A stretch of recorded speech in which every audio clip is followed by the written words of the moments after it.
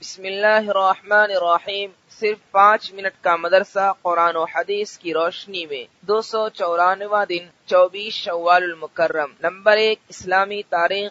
حضرت زینب بنت رسول اللہ صلی اللہ علیہ وسلم۔ حضرت زینب رضی اللہ عنہا حضور صلی اللہ علیہ وسلم کی سب سے بڑی صاحبزادی تھی۔ وہ نبوت سے 10 سال پہلے حضرت خدیجہ رضی اللہ عنہا سے پیدا ہوئی۔ انہوں نے رسول اللہ صلی اللہ علیہ وسلم کی دعوت کے شروع زمانے ہی میں اسلام قبول کر لیا۔ ان کا نکاح خالہ زاد بھائی ابو العاص بن ربی سے ہوا۔ وہ ان کے اسلام نہ لانے کی وجہ سے ہجرت نہ کر سکی۔ غزوہ بدر میں کفار مکہ کے ساتھ یہ بھی قیدی بنائے گئے۔ سب لوگوں نے اپنے قیدیوں کو چھڑانے کے لیے فدیہ بھیجا تو حضرت زینب رضی اللہ عنہا نے بھی اپنی والدہ حضرت خدیجہ رضی اللہ عنہا کا دیا ہوا ہار ابو العاص کو چھڑانے کے لیے فدیہ میں بھیجا۔ جب اس ہار پر رسول اللہ صلی اللہ علیہ وسلم کی نظر پڑی تو حضرت خدیجہ رضی اللہ عنہا کی یاد اور ان کی محبت کی وجہ سے آنکھوں سے آنسو جاری ہو گئے۔ صحابہ کرام رضی اللہ عنہم کے مشورے سے یہ طے پایا کہ اس شرط کے ساتھ ابو العاص کو بغیر فدیے کے رہا کر دیا جائے کہ وہ مکہ جا کر حضرت زینب رضی اللہ عنہا کو مدینہ بھیج دیں گے۔ چنانچہ ابو العاص نے شرط کے مطابق اپنے چھوٹے بھائی کے ساتھ انہیں مدینہ روانہ کیا۔ مشرکین مکہ کے راستے روکنے کی وجہ سے ان کو زخم لگا جو وقتی طور پر اچھا ہو گیا تھا، مگر ان کی ہجرت کے 6 سال بعد زخم پھر ہرا ہو گیا اور اسی زخم کی وجہ سے سن 8 ہجری میں ان کی شہادت ہو گئی۔ نمبر 2، حضور صلی اللہ علیہ وسلم کا معجزہ۔ حضرت قتادہ بن نعمان کی آنکھ کا ٹھیک ہو جانا۔ جنگ بدر کے دن حضرت قتادہ بن نعمان کی آنکھ میں تیر لگ گیا جس کی وجہ سے خون رخسار پر بہنے لگا تو صحابہ رضی اللہ عنہم نے رسول اللہ صلی اللہ علیہ وسلم سے پوچھا کیا ان کی آنکھ نکال دی؟ تو آپ صلی اللہ علیہ وسلم نے منع فرمایا اور حضرت قتادہ رضی اللہ عنہ کو بلا کر اپنی ہتھیلی سے ان کی آنکھ کی طرف اشارہ کیا تو وہ اتنی اچھی ہو گئی کہ پتہ نہیں چلتا تھا کہ کون سی آنکھ میں تیر لگا تھا۔ نمبر 3، ایک فرض کے بارے میں، گروی رکھی ہوئی چیز سے فائدہ نہ اٹھانا۔ حضرت ابن مسعود رضی اللہ عنہ کے پاس ایک شخص آئے اور کہا کہ ایک گھوڑا میرے پاس گروی رکھا گیا تھا لیکن میں اس پر سوار ہو گیا، تو کیا میرے لیے گروی رکھے ہوئے گھوڑے پر سوار ہونا جائز ہے؟ حضرت عبداللہ بن مسعود رضی اللہ عنہ نے فرمایا اس گھوڑے سے تم نے جتنا فائدہ اٹھایا وہ سود ہے۔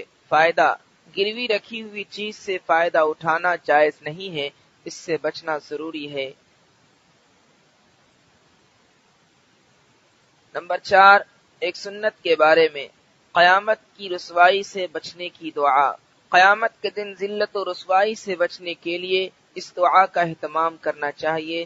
ربنا وآتنا ما وعدتنا على رسلك ولا تخزنا يوم القيامة انك لا تخلف الميعاد۔ ترجمہ، اے ہمارے پروردگار، آپ نے جو اپنے رسولوں سے وعدہ کیا ہے وہ ہمیں عطا فرمائیے اور قیامت کے دن ہمیں رسوا نہ کیجیے، بے شک آپ وعدہ خلافی نہیں کرتے۔ نمبر 5، ایک اہم عمل کی فضیلت، کھانے کے بعد شکر ادا کرنا۔ رسول اللہ صلی اللہ علیہ وسلم نے فرمایا کھانا کھا کر جو اللہ کا شکر ادا کرتا ہے وہ نفل روزہ رکھ کر صبر کرنے والوں کے برابر ہے۔ نمبر 6، ایک گناہ کے بارے میں، کفر کرنے والے ناکام ہوں گے۔ قرآن میں اللہ تعالیٰ فرماتا ہے بے شک جو لوگ کافر ہو گئے دوسروں کو بھی اللہ کے راستے سے روکا اور ہدایت ظاہر ہونے کے بعد اللہ کے رسول کی مخالفت کی تو یہ لوگ اللہ کے دین کو ذرا بھی نقصان نہیں پہنچا سکیں گے اور اللہ تعالیٰ ان کے تمام اعمال کو برباد کر دے گا۔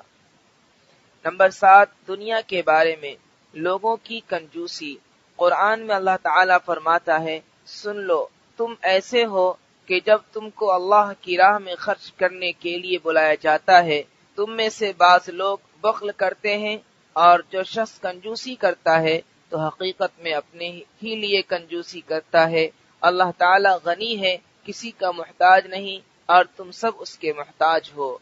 نمبر 8، آخرت کے بارے میں، حوض کوثر کیا ہے؟ رسول اللہ صلی اللہ علیہ وسلم نے فرمایا، کوثر جنت میں ایک نہر ہے جس کے دونوں کنارے سونے کے ہیں اور وہ موتی اور یاقوت پر بہتی ہے۔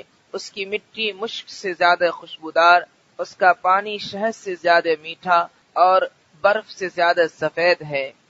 نمبر 9، طب نبوی سے علاج، کھجور سے علاج۔ رسول اللہ صلی اللہ علیہ وسلم نے فرمایا، زچگی کی حالت میں تم اپنی عورتوں کو تر کھجوریں کھلاؤ، اور اگر وہ نہ ملیں تو سوکھی کھجوریں کھلاؤ۔ فائدہ، بچے کی پیدائش کے بعد کھجور کھانے سے عورت کے جسم کا فاسد خون نکل جاتا ہے اور بدن کی کمزوری ختم ہو جاتی ہے۔